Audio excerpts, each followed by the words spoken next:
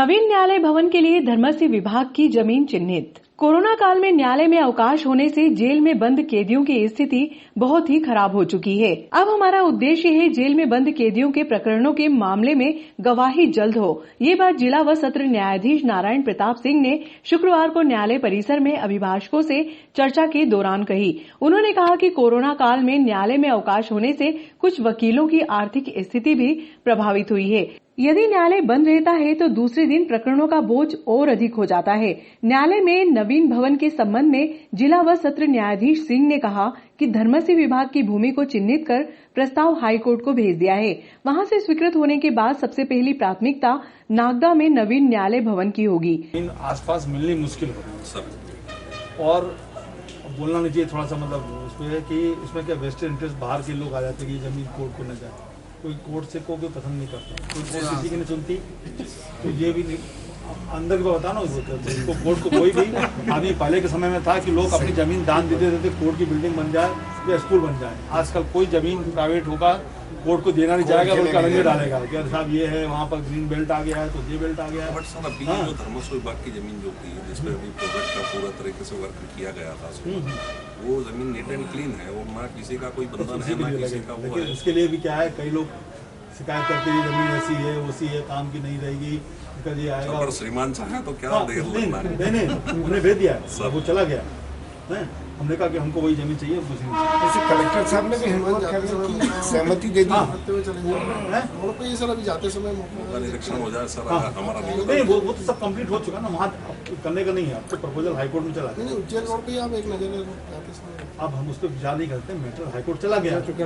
अब हम ये नहीं कर सकते कि नहीं मैंने देखा है तो ऐसा ठीक नहीं है, ठीक है ना। वो मैटर चला गया, वैसे अप्रूव होके आएगा तो फिर तुरंत काम शुरू हो जाएगा। पहले टॉप प्रायोरिटी पर हम नागदा को रखेंगे क्योंकि हमारे बाकी जगह उतनी दिक्कत नहीं है जितनी कि यहाँ पर बहुत ज़्यादा दिक्कतें हैं सर। वो अच्छी वर्किंग हो जाएगी, अच्छा काम हो जाएगा और जैसे होगा तो काम शुरू हो जाएगा। पैसा वैसा तो काफ़ी आ जाएगा, कोई दिक्कत नहीं। ठीक है सर, होना बता रहे हैं सर। और आप लोग आइए फिर हैं सर आता करिए। जी सर। और मेरा क्या कोविड काल में कहीं जाना नहीं हो पाया थोड़ा सा, इसलिए बार अध्यक्ष विनोद सिंह रघुवंशी ने पुष्प गुच्छ भेंट कर डीजे सिंह का स्वागत किया। माननीय हमारे वरिष्ठ आईएएस चौहान साहब, जगत सिंह जी तिरवाल साहब, चौहान साहब इधर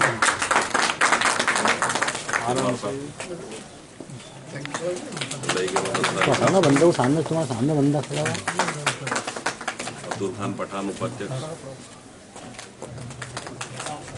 मदन लाल जी मौर्य साहब पूर्व अध्यक्ष। आपको देखा हुआ कहीं पहले भी आप कल आए थे ना सर? नहीं, उसके पहले कब से प्रैक्टिस कर रहे हैं? 2010 से सर। उज्जैन अब जब मैं पहले था ना 2012-13 में ज़्यादा ध्यान राजेंद्र चौहान, सर जीतन सिंह जी कुशवाहा पूर्व अध्यक्ष। ठीक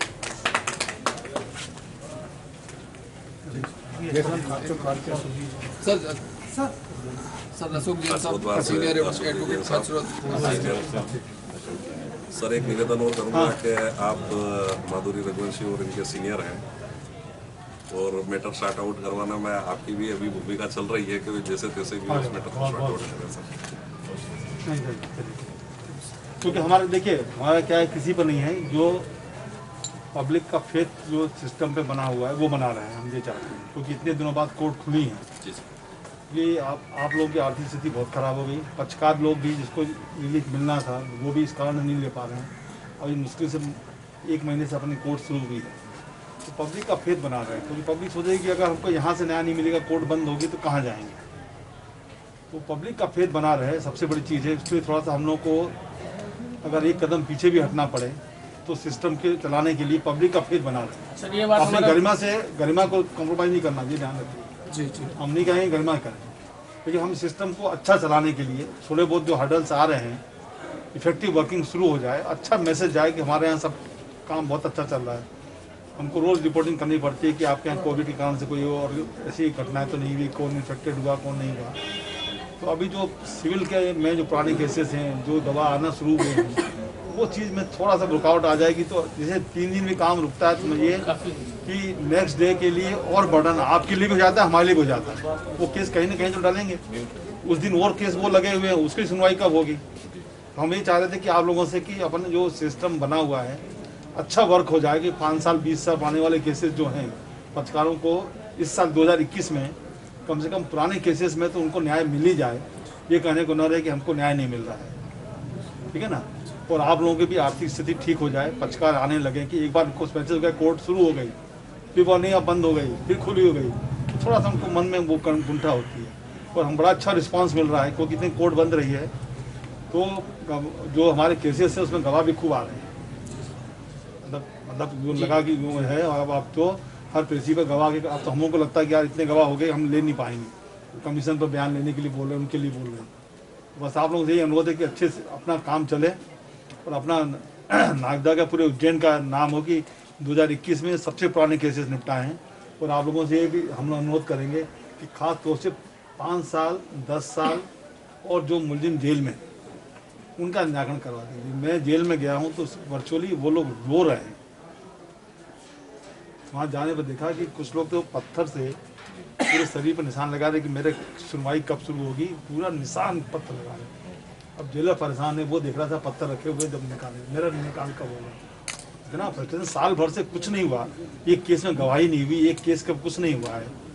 वो चीज़ देख के मेरे को बड़ा गुस्सा दुख हुआ। मैंने कहा था कि अंडर ट्रायल और बाकी केसेस में हमने कहा बल्कि गवाह ना आए ठीक चल जाए, लेकिन जेल में जो मुलजिम बन गए उन केसेस में तो प्रायोरिटी पर देख के बयान करा लें, वो पुराने केसेस जो है उनका निकाल करा लें। तो वो मेरे को लगा कि मेरा व्यक्तिगत रूप से कुछ भी योगदान रहेगा उसके लिए मैं अपने आप को धन्य समझूंगा।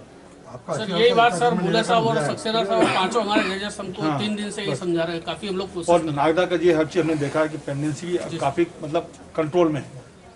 अगर मेरे ख्याल से अगर 2020 का पूरा टाइम अपन वर्क करते तो स्थिति बहुत बहुत अच्छी हो जाती, मतलब आइडियल कोर्ट की रूप में हो जाती है। लेकिन 9-10 महीने तक कोर्ट बंद होना, आखिर वो मामला रुक गया ना सब, नए केसेस तो आना बंद नहीं हुए और मैटर रुक गया है। तो इसमें अपन क्या है दुगना काम करें जिससे कि है एक दिन भी अपना वेस्ट ना जाए, ठीक है ना, चाहेंगे। और आप लोगों का अच्छा वो रहेगा, आप थोड़ा सा आपको सहयोग मिल जाएगा तो हमको बहुत अच्छा लगेगा उसमें, इसीलिए मैंने खासतौर से जूना नागदा टेकरी के संरक्षण के लिए एसडीएम सीएमओ ने नगर पालिका अधिकारियों के साथ शुक्रवार को निरीक्षण किया। इस दौरान टेकरी का सीमांकन कर आर्किटेक्ट नियुक्त करना तय किया। निरीक्षण के बाद एसडीएम ने कार्यालय पहुंचकर सीमांकन करने के आदेश जारी किए।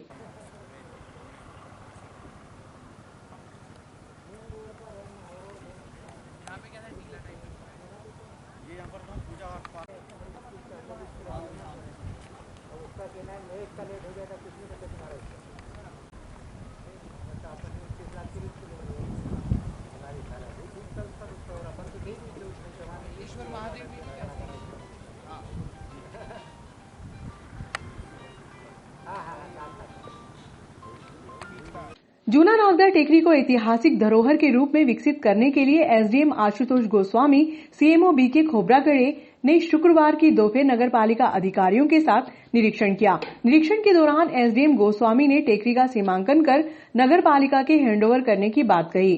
सीएमओ खोब्रागड़े ने बताया कि सीमांकन होने के बाद आर्किटेक्ट नियुक्त कर टेकरी का ऐतिहासिक धरोहर के रूप में विकास किया जाएगा। उन्होंने बताया कि नागदा की पहचान जूना नागदा टेकरी है, ऐसे में टेकरी का संरक्षण करना सुनिश्चित किया गया है। विजिट किया गया सर, क्या मामला था?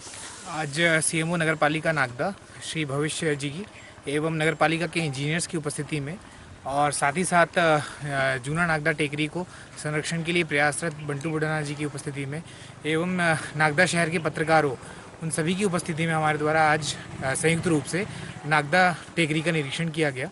इसमें इससे संबंधित पत्राचारों का भी हमारे द्वारा अध्ययन किया गया, जिसमें इस क्षेत्र को संरक्षित क्षेत्र घोषित करने के संबंध में प्रयास किए जा रहे हैं। सर्वप्रथम हम लोगों के द्वारा ये देखा गया कि यहाँ पे एक प्रॉपर राजस्व निरीक्षक के माध्यम से सीमांकन की आवश्यकता है, तो हम यहाँ पहले सीमांकन करेंगे जिससे कि यहाँ की सीमा निर्धारित हो जाए। उसके पश्चात आगे की कार्रवाई संरक्षण के क्षेत्र में नगरपालिका के माध्यम से की जाएगी। आज विजिट किया सर, क्या पाया सर? विजिट में एसडीएम साहब ने जो आपको बताया उसमें मेन तो हमने देखा है कि वाकई में ये जो क्षेत्र है वो पुरातत्व महत्व का क्षेत्र है और चूँकि नागदा में ऐसा क्षेत्र एकमात्र है, इसलिए इसके संरक्षण और इसके विकास या विकसित करने की आवश्यकता बहुत ज़्यादा है। इस बात को महसूस करते हुए एसडीएम साहब से हमने अनुरोध किया है कि सीमांकन इसका हो जाए उसके बाद फिर हम इससे रिलेटेड जो आर्कियोलॉजी को समझता हो उस आर्किटेक्ट को अपॉइंट करने के बाद इसकी योजना बनाएंगे और शासन को प्रेषित करते हुए फिर इसके संरक्षण की पूरी जितनी नगर पालिका से कार्रवाई हो सकती है वो निर्धारित रूप से करेंगे। Thank you sir. Mahatma Gandhi की पुण्यतिथि को फातिमा स्कूल प्रबंधक द्वारा शुक्रवार को शांति दिवस के रूप में मनाया गया। इस अवसर पर सर्वधर्म संगोष्ठी का आयोजन किया गया। सत्य, अहिंसा, समभाव, समर्पण मूल मंत्र है कर्मों का।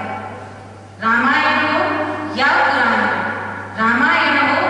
पुराण हो, सीख यही सब देते हैं।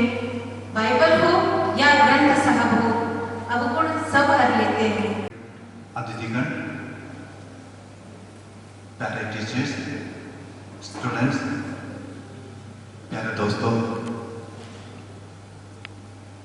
कल 30 जनवरी महात्मा गांधी जी का पुण्य दिवस है, हम याद करते हैं। लेकिन एक दिन पहले कुछ कारण से हम कल नहीं मना पा रहे, इसलिए आज हम आए हैं। सर्वप्रथम ईश्वर को धन्यवाद देता हूँ। और जैसे गांधी जी हमारे लिए अपना जीवन कुर्बान किया, हमारे राष्ट्र के लिए, हमारे राष्ट्र के पिता है। गांधी जी ने हमें प्रेम का और मेरे दाएं हाथ की ओर मेरे बैठे हुए छोटे भाई बहनों को भी मेरा बहुत सारा प्यार। आज के इस आयोजन में मुझे बुलाने के लिए मैं फातिमा स्कूल का तहे दिल से शुक्रिया अदा करना चाहूँगा कि आपने मुझे इसमें शिरकत करने का अवसर प्रदान किया। और यहाँ जो विभिन्न धर्म संप्रदाय के महानुभाव हैं उनके शब्दों से हम कहीं न कहीं बहुत कुछ सीखेंगे और उसको जीवन में उतारेंगे, बहुत सारे बदलाव हम खुद भी महसूस करेंगे। अब जब मैं अपने छोटे भाई बहनों को देखता हूँ तो मुझे ये लगता है कि जो चीज़ें हम अपने स्कूल टाइम में जब हम छोटे होते हैं तब जो सीखते हैं उसका हमारी ज़िंदगी में एक लास्टिंग इम्पैक्ट होता है। मुझे अपने पापा के साथ भी जो बातचीत है वो मुझे याद है।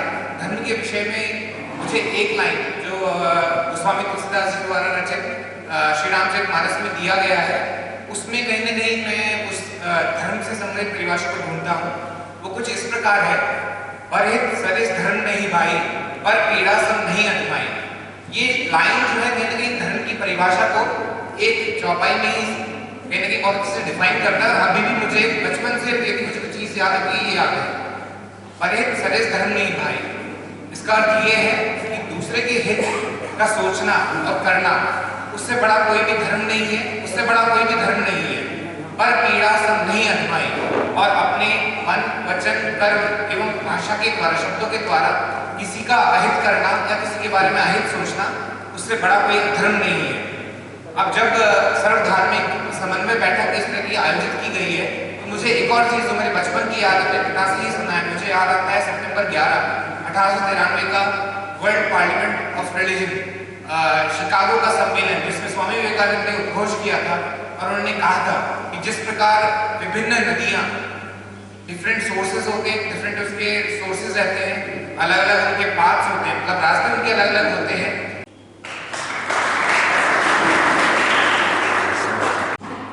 अन्य अन्य सामाजिक, राजनीतिक और धार्मिक इनके भी कुछ प्रमुख लोग उपस्थित हैं, क्योंकि मैं चाह रहा था कि कुछ पहले मैं यहाँ बैठे हुए प्रबुद्धजनों को सुनूं। और मेरी मान्यता ऐसी है कि व्यक्ति कभी जीवन में पूर्ण नहीं होता, पूर्णता को प्राप्त करने का सोचना भी नहीं चाहिए।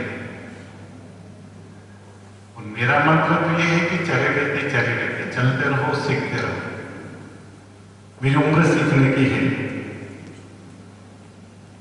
लेकिन फातिमा कॉन्वेंट के सभी जितने भी पदाधिकारी उनको इस बात के लिए धन्यवाद दूंगा कि विश्व शांति के इस अच्छे दिन के लिए, शुभ दिन के लिए ये समाज के विभिन्न लोगों को, धर्म गुरुओं को यहाँ पर बुलाया।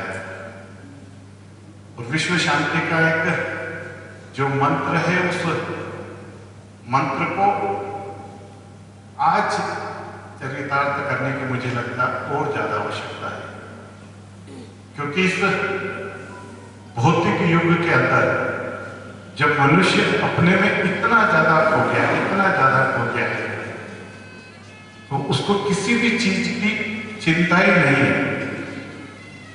ये बात सही है कि हमारे जो पूर्व के धर्मगुरु रहे होंगे, उनका जो भी सोच था वो साइंटिफिक सोच था। गंगा पवित्र रहे, गंगा सुरक्षित रहे।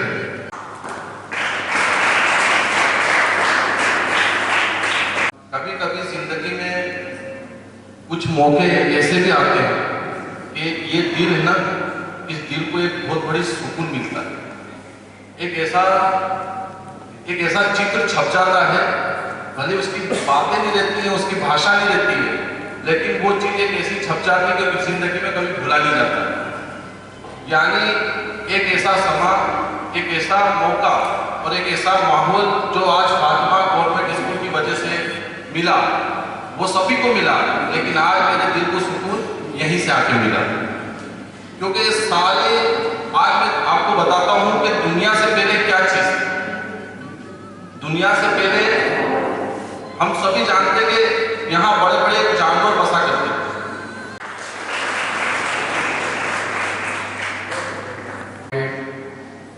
एक दिया बोलने का गुरु साहब जी की पर गुरु नानक साहब जी ने इस दरख्त के बारे आप लोग कुछ मेरे में थोड़ी सी पंजाबी बोलने में और हिंदी मिक्स हो जाती है, थोड़ा सा माफी चाहता हूँ इस समय कि गुरु नानक साहब का जन्म हुआ था 1469 में। गुरु नानक साहब जी ने सबको एक समान रखा। अव्वल अल्लाह नूर पाया कुदरत के सब बंदे। गुरु नानक साहब जी ने ये शब्द इसलिए लिखा था कि सब कुदरत के बंदे हैं, ना कोई नीच है ना कोई ऊंच है, सब एक समान है। ऐसा नहीं कि उसे क्योंकि उस तरह जब गुरु नानक साहब जी हुए थे, जब है तो कोई तना है, क्या हम इससे अलग हो सकते हैं? अगर अलग होंगे तो कहीं न कहीं वृक्ष को तकलीफ तो होगी। इसी प्रकार धर्म यही सिखाता है कि अगर आप धर्म की रक्षा करेंगे तो धर्म आपकी रक्षा करेंगे। अब जब मनुष्य पैदा होता है तो उससे तो पता ही नहीं होता है कि मैं किस धर्म में आया हूं। अब भेद कौन करते हैं? आप और हम। आज ये सम्मेलन जो किया गया है, इसका उद्देश्य यही है कि सब बराबर हैं, कोई भी अलग।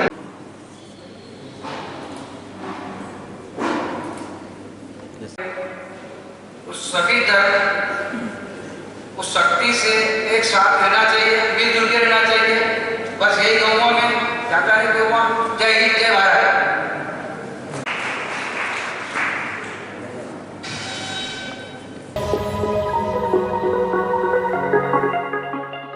अभिभाषक संघ की हड़ताल समाप्त कराने के लिए शुक्रवार को जिला व सत्र न्यायाधीश नागदा पहुंचे, लेकिन बात नहीं बनी। शनिवार को एसपी शहर में पहुंचकर अभिभाषकों से चर्चा करेंगे। अभिभाषकों ने एक सुर में कहा, कार्रवाई के बाद ही हड़ताल समाप्त होगी। आप लोग कह सकते हैं, पर आज अपन मिलने से इंतजार करते हैं। अगर बेंच गरिमा चाहती है तो बात आप मिलो विनोद में एक बार, तो मैंने सबकी तरफ से रखी है कि नहीं गरिमा। एग्जीक्यूटिव को बुलाना, आप भी जाओ। उनका कहना ये है कि जो घटनाक्रम हुआ है उस संबंध में आज वो यहाँ पे उपस्थित भी हुए हैं, और उनका कहना ये है कि इस स्ट्राइक को जैसे तैसे भी हो इस चीज़ को ख़त्म किया जाए। जो घटनाक्रम नितिन और माधुरी के साथ में हुआ है, उस घटनाक्रम के संबंध में वो सार्वजनिक रूप से लिखित माफीनामा प्रस्तुत करने के लिए तैयार हो रहे हैं। उस जगह पे जाके जो प्राइवेट कंप्लेंट आपने लगाई है, वो प्राइवेट कंप्लेंट आपकी अभी एसीजीएम में है, वो भी होगा तो वो 2-4 दिन में उसको ट्रांसफ़र वापस नागदा करके देने के लिए तैयार है। साथ में अगर होता है तो शोकाज नोटिस वाली जो प्रोसीजर उनकी है, जांच के संबंधित जो आदेश है, वो आदेश वो करवाने के लिए तैयार है। अब निर्णय ये लेना है कि शोकाज नोटिस होने के बाद में जाँच जो होना है वो प्लस अपना जो टीआई है नागदा थाने के, वो लिखित में अभिभाषक संघ नागदा को और पीड़ित पक्ष को दोनों को लिखित माफीनामा देने के लिए तैयार है। तो उस स्थिति में आज अपन इस स्ट्राइक को क्या यहाँ पे जाके क्लोज कर सकते हैं, उस संबंध में वो अपने से जानकारी जैसे अपन स्टेट एफआईआर हो जाए मैं ये बोल रहा हूँ कि अपन स्टेट बैंक से जबलपुर पहुँच चुके हैं और वहाँ से उनके द्वारा भी पुलिस महानिदेशक वगैरह को सूचना दे दी गई है और उनका भी ऐसा लिखना है कि आप उसके खिलाफ कार्रवाई करके स्टेट बार काउंसिल जबलपुर को हमको सूचना दो। नहीं, बाकी तिरवा साहब मैं ये बोलना चाहूँगा कि अगर जैसे माफीनामा अगर एक जो चीज़ लिखित में अगर अपने को रिटर्न में मिल रही है तो मैं नहीं मानता हूँ कि इससे बड़ी जीत अपनी हो सकती है। और एक ये अपनी जीत नहीं, अपने संघ की और अपने सदस्यों की सबकी जीत है। अपन लोगों को यहाँ पे कार्य करना है, रोजाना एक दूसरे से कार्य होना है। और लिखित माफीनामे का मतलब अपन समझ सकते हैं कि एक सरकारी पद पे रहने के बाद में अगर वो लिखित माफीनामा दे रहा है मतलब वो अपने हाथ स्वयं अपनी गलती को एक्सेस करके चल रहा है, एक्सेप्ट करके चल रहा है। यही घटना 2 मिनट मेरा कहना है, मेरी बात सुनो आप, मेरी बात सुनो। थाना प्रभारी महोदय ये कह रहे हैं कि लिखित में हम शिकायत दे रहे हैं, मगर उन ढोलचों की क्या वो औकात है कि जो हमारे आदमी को मारा उन्होंने? वही मैं भी कह रहा हूँ, अपने से उन्होंने सिपाही अपने एक वकील को मार रहा है, अपने से उन्होंने ये चीज पूछी है और अपने से उन्होंने ये चीज पूछी है। अभी बात हो रही है टीआई की, और कोई अगर एक्सेस करते हैं तो वो अपने को उनको बताना पड़ेगा। आप क्या कर रहे हो यहाँ पे? आप क्या कर रहे हो यहाँ पे? आप क्या कर रहे हो यहाँ पे? भैया निकल, क्या हमारी रिपोर्ट दोगे क्या वहाँ पे? क्या हो रहा है क्या नहीं हो रहा? भैया एक बात मेरी सुन लो, वो फुटेज मंगवा लेते हैं अपन, वो देख लेते हैं सब बैठ के, एक बार उसके बाद अगर आप बोल दो हम मान लेंगे अपन इस पे तैयार हो जाए तो मैं हो जाऊंगा। देखो मेरी बात सुनो नितिन भाई, घटनाक्रम तो आपके साथ हुआ है और आपके साथ जो दुर्व्यवहार हुआ, सुनो तो सही, ये तो समझो क्या हुआ। अरे वो सब चीजों को तो वो तो एक्सेप्ट कर रहा है, जब भी तो माफी मांग रहा है। नहीं माफी नहीं, या तो उसका ट्रांसफर हो या यहाँ से निलंबित हो। देखने में क्या है, माफी से काम नहीं चलेगा। पेपर में न्यूज दी है कि हमने पेपर वालों को ये बताया है, पेपर वालों ने ये बताया है कि महिला वकील अपने साथी अधिवक्ता और भाई के साथ अभद्रता कर रही थी। आप सबको पता पड़ना चाहिए कि मैंने वहाँ क्या किया, और ये तो एक शब्द नहीं बोला। वो वहाँ से उठ के यहाँ तक आए हैं।